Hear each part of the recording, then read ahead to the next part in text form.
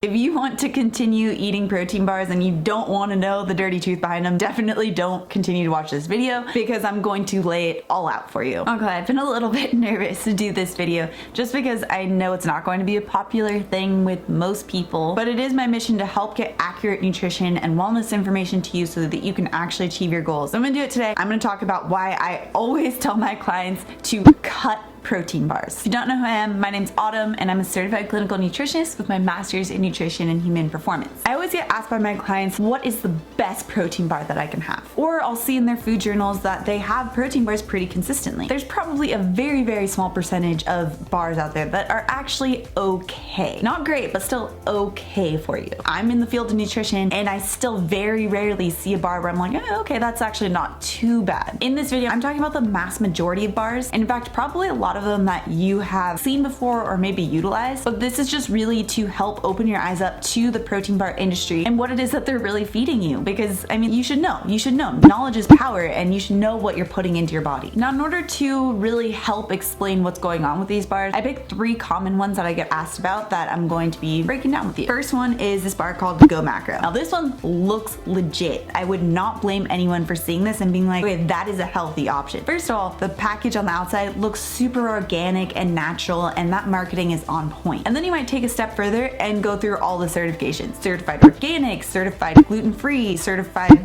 vegan, certified non-GMO. It even has certified clean. You can't help but see that and be like, okay, you know, that is solid information. This is something that I'm definitely going to put in my shopping cart. But flip that bad boy over and you will see that the very first ingredient is organic brown rice syrup. Syrup is just sugar, just so you know. And then it says that it has about 14 grams of sugar. Just to put this into perspective, one Reese's peanut butter cup has about 10 grams of sugar. And this Go Macro bar also has about 2 grams of fiber, which is still very, very, very low for fiber. So when something is listed as the first ingredient, that means that it takes up the majority of what is in that bar. So the majority of that bar is sugar. This sugar bomb causes you to have a spike in blood glucose, a spike in insulin, which is the storing hormone, and having that spike in sugar causes your body to increase inflammation. Reason being is that those sugar molecules actually start to stick to your proteins in your body, and that can damage your cells. So by having that sugar bomb in the bar, that makes it so that your cells are getting really inflexible, and that increases the inflammation. This can result in lower energy levels, increased breakouts, and just not feeling good. Plus, on top of all this,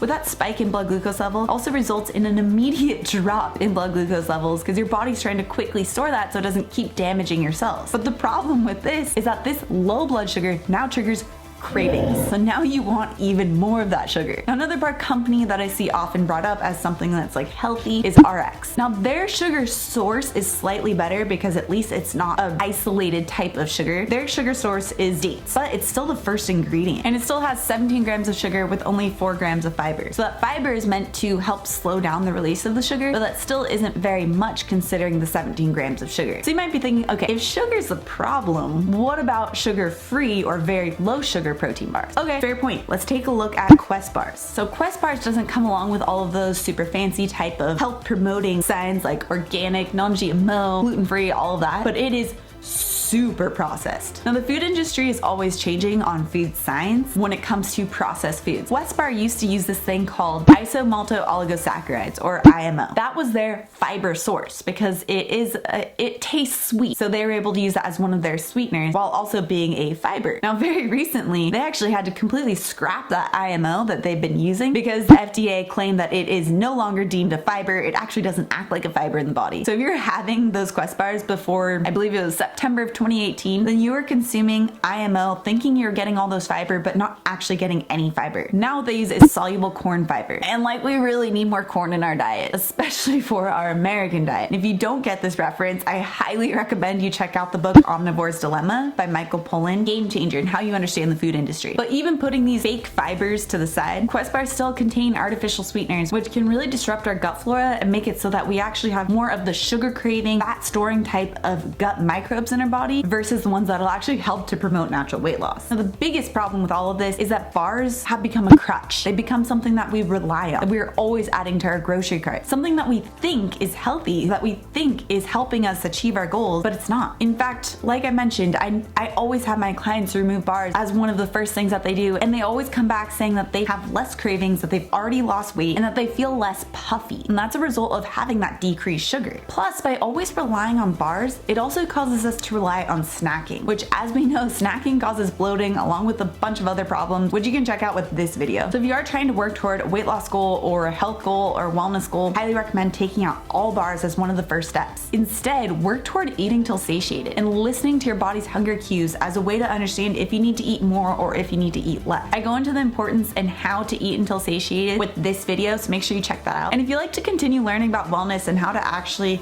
give your body what it needs so that it can thrive, make sure you subscribe to my channel here. I come out with new videos every Tuesday and Thursday. Alright guys, thanks for watching, and I'll see you in the next video.